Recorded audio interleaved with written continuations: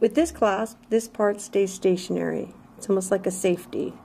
To remove it or to put it on, you just feel for the clip, you just pop it through, and it lays flat.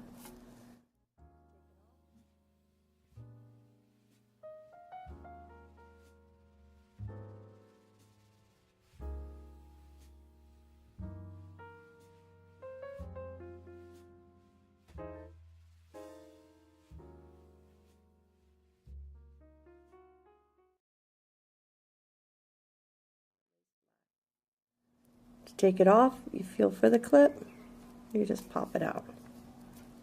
So it's